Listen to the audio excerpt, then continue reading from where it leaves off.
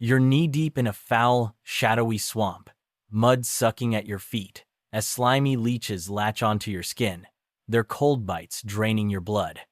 With every step, they cling tighter, a wriggling mass of tiny vampires. This is your life as a medieval leech collector, a bizarre and gritty existence that's about to unfold. In the Middle Ages, medicine relied on balancing bodily fluids, and bloodletting with medicinal leeches was a common cure.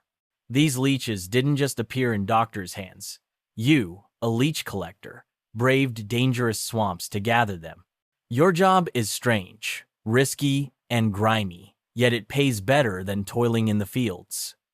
Step into your world, where every day is a gritty adventure in medieval healthcare.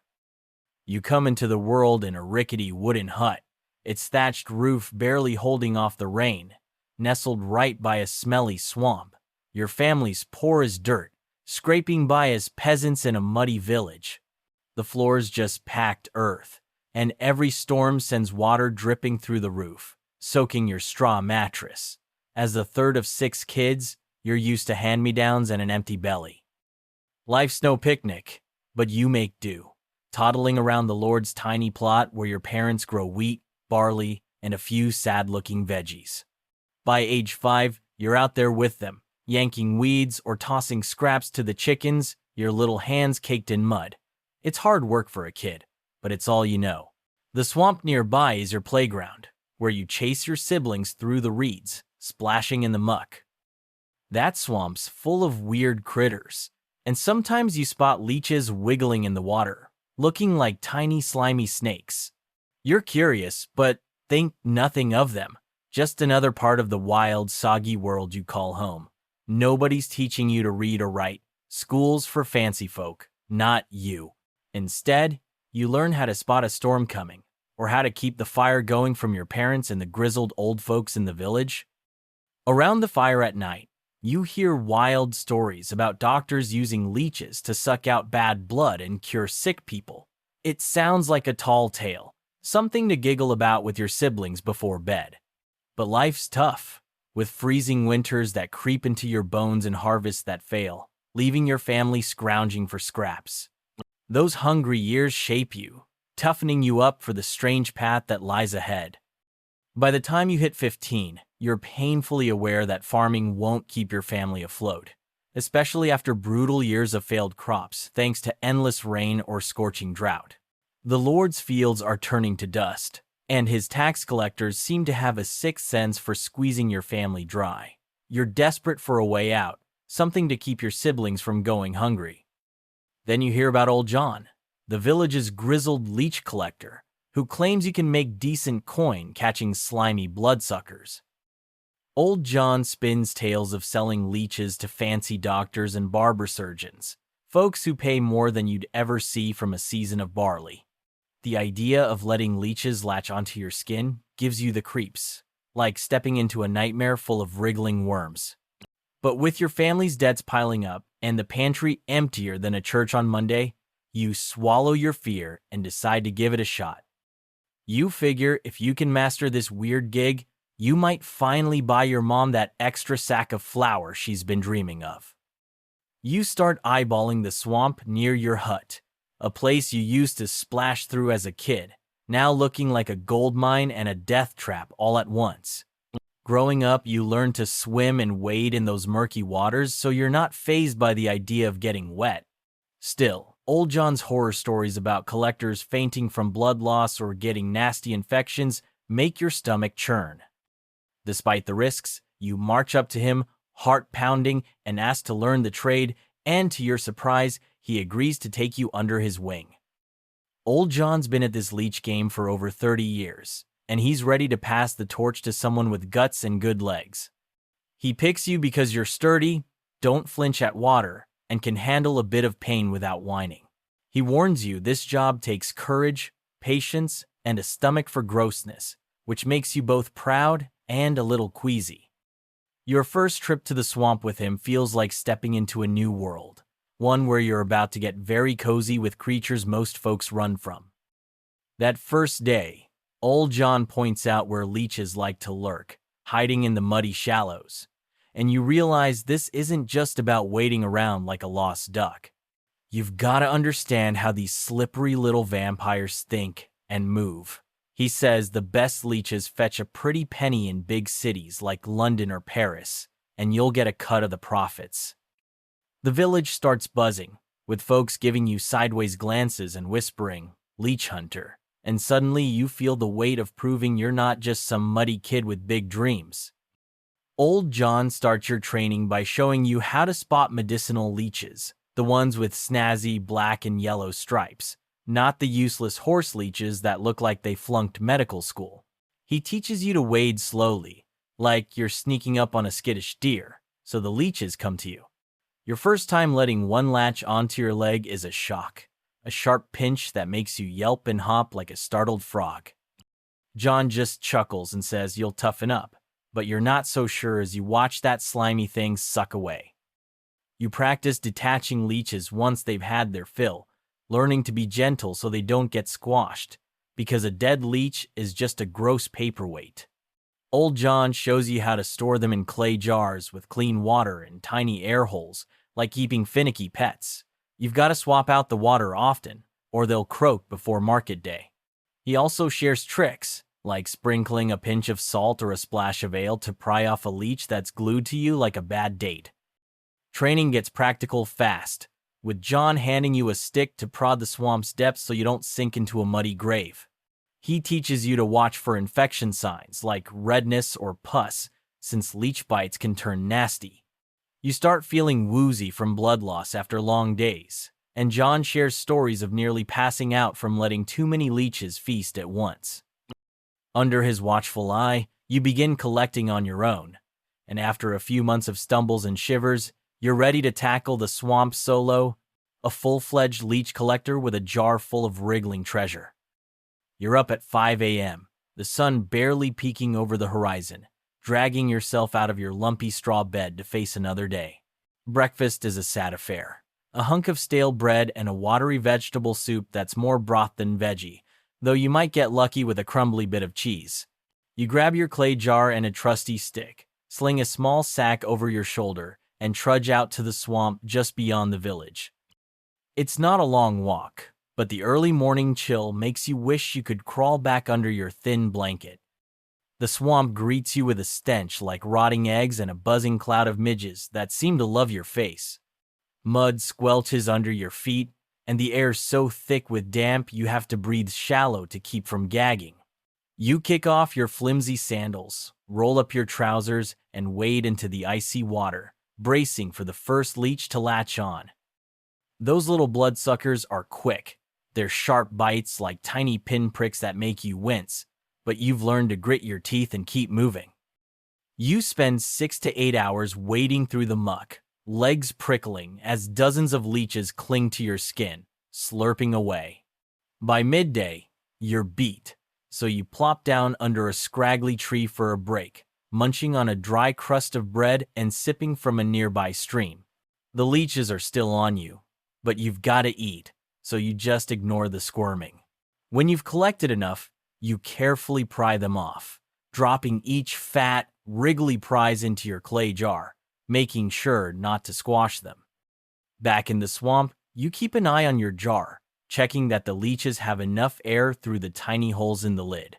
A dead leech is a worthless leech, and you're not about to lose your hard-earned coin. Summer's your busy season, with leeches practically throwing themselves at you. But come winter, the swamp freezes over, and you're out of a job. To make ends meet, you poke around for bog iron or cut reeds for thatching roofs, anything to keep the pantry from echoing.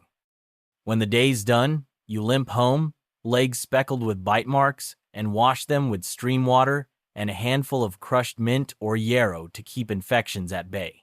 You're bone-tired and a bit woozy from blood loss, but after months of this, you barely notice the lightheaded buzz anymore.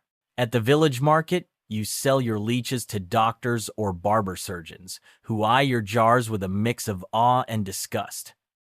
Some villagers whisper, "Leech friend," as you pass, their stares half curious, half creeped out, but you just shrug and pocket your coins.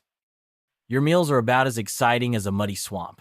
built around plain staples like crusty bread, barley, porridge, and whatever vegetables your family can coax from the Lord's stingy soil, usually turnips or cabbage. It's not gourmet, but it fills the hole in your stomach most days.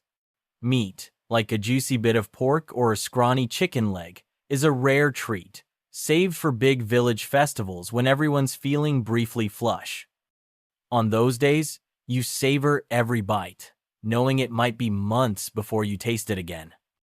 Living by the swamp gives you a slight edge, since you can wade in and nab some fish or shrimp to bulk up your protein. You've got a knack for spotting the good ones, but you're always on guard for fish that look dodgy or water so foul it could knock you flat with sickness. Hauling water to drink is a chore, trekking a mile to the village well with a heavy bucket, your arms aching by the time you get home. You make every drop count, because nobody's got time for extra trips. After long days in the stinking swamp, your breath could probably scare off a wolf, so you chew on mint leaves you find growing wild to freshen up. Supper's the main event, a steaming bowl of vegetable soup, maybe with some onion, or leek if you're lucky, paired with a dry chunk of bread that's more brick than loaf. Sweets are a pipe dream, unless someone in the village takes pity and gifts you a dab of honey for a special occasion. You hoard that stuff like gold, savoring the rare sweetness. With 6 siblings and a perpetually lean pantry, you're used to splitting your portion, passing scraps to the younger ones who eye your bowl like hungry pups. To stretch supplies through the brutal winter, you've picked up tricks from your parents, like smoking fish or salting vegetables to keep them from rotting. Every meal's a reminder of how tight things are, but you've learned to make do, dreaming of a day when you might eat without rationing. Bathing's a rare treat, something you manage maybe once a week, splashing in a chilly river or stream when you can. Clean water's a hassle to come by, so you trudge a mile to the village well, lugging a heavy bucket that makes your shoulders scream. After a long day in the swamp, you scrub your hands and feet to wash off the caked mud and blood from leech bites, though the grime never fully leaves. You use a lumpy bar of soap made from animal fat, but it's about as useful as rubbing a rock on your skin. In winter, bathing's out of the question. The water's so cold it could freeze your toes off, and you'd rather not catch a fever. The swamp leaves you itchy, with mud and bugs making your skin crawl like it's got a mind of its own. Sometimes, you mash up chamomile or other herbs to soothe the angry, swollen spots where leeches have had their feast. Your whole family shares one measly tub of water for bathing, so by the time it's your turn, it's more mud soup than anything else.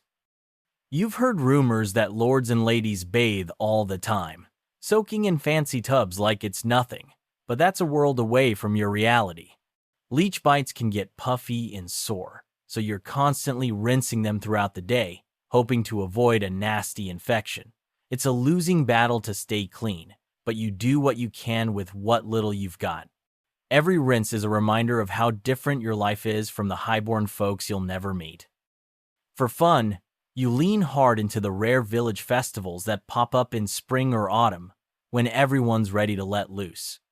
You dive into tug-of-war or wrestling matches, showing off your swamp-toughened muscles, or twirl around in clumsy dances with the other villagers.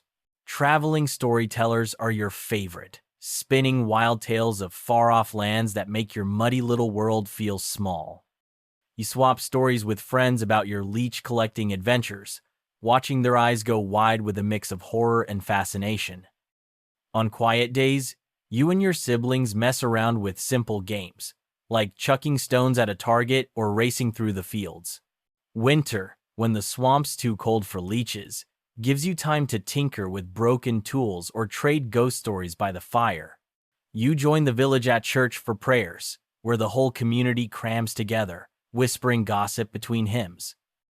At home, you belt out folk songs with your family, your voice cracking but nobody caring, just happy to forget the day's grind. You dream of seeing the bustling fairs in big cities where merchants hawk wonders you can barely picture. Once, you told a story at a festival about leeches covering your legs, playing it up with dramatic flails, and the whole village roared with laughter, slapping their knees.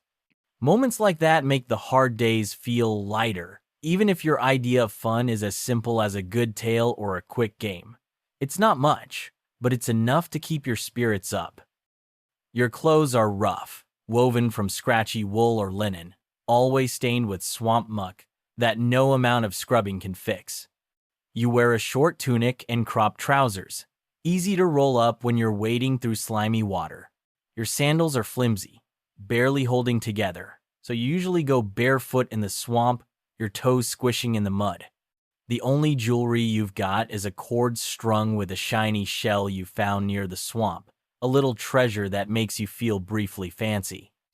A plain wool cap keeps the sun off your face when you're out all day, though it's more holes than fabric by now.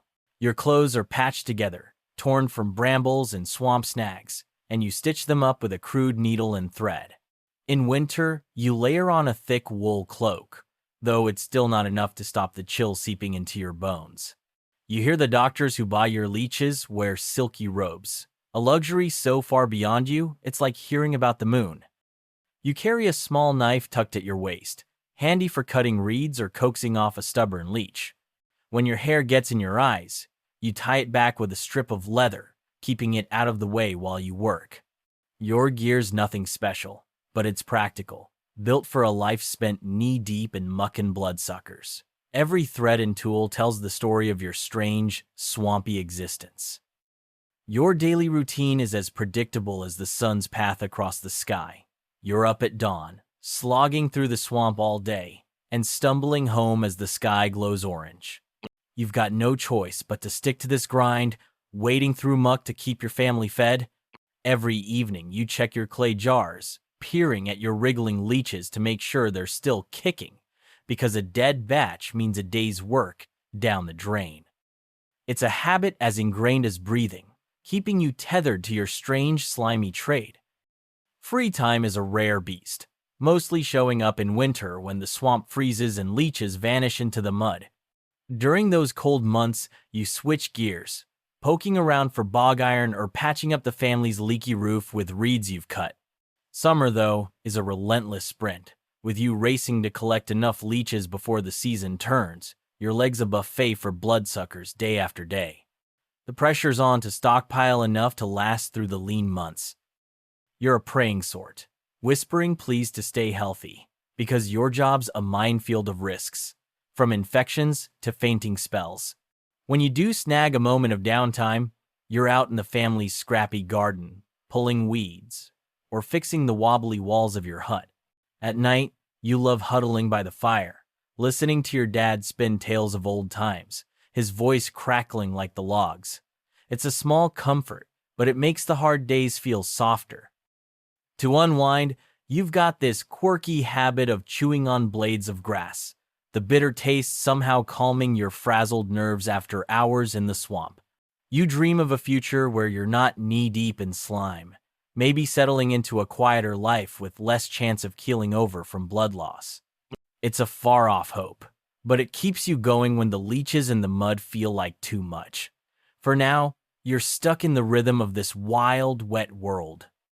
Some parts of your job are downright creepy, like the queasy feeling when dozens of leeches latch onto your legs, sucking so much blood you start seeing stars. Worse still is the fear of infection, those times when a bite swells red and hot, leaving you feverish and aching for days. You've had close calls that make your heart race just thinking about them. Once, you spotted a snake slithering through the swamp, and you bolted like your life depended on it, which it probably did. Your job's so odd that you're a bit of a village celebrity, one of the few brave or crazy enough to make a living off bloodsuckers. Folks gawk at you, half curious, half convinced you're nuts, especially when they see you tending to your leech jars like they're prized pets. They've dubbed you Leech King, a nickname that's equal parts spooky and silly, and you can't help but smirk when you hear it. It's weird, but it makes you stand out in a village where most folks are just farmers. Then, there are the moments that make you laugh, like the time you sat down for a break and felt the leech latch onto your backside, sending you leaping up with a yelp that echoed through the swamp.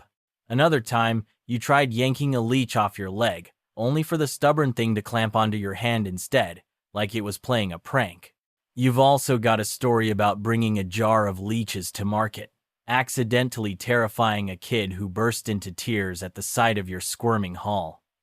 The memory still makes you chuckle, but nothing beats the day you got cocky and let too many leeches feast at once, only to wake up face down in the mud, having fainted on your way home. It was terrifying at the time, your head spinning and your legs like jelly, but now you tell it as a cautionary tale with a grin. These moments, scary, strange, or just plain funny, are what make your life as a leech collector a story worth telling. They're the spice in your muddy, blood-drained days. Your life as a medieval leech collector is a wild, messy saga, wading through stinking swamps and letting blood-sucking critters cling to your skin day after day. It's a bizarre and risky job, full of dizzy spells, infected bites, and the occasional snake scare. Yet, it's also your ticket to a better life for your family. Those slimy leeches you haul out of the mud are more than just creepy crawlies. They're a vital piece of medieval medicine, helping doctors balance the body's humors. You've carved out a unique place in a world where most folks stick to plows or forges, proving that even the strangest work can hold meaning and purpose.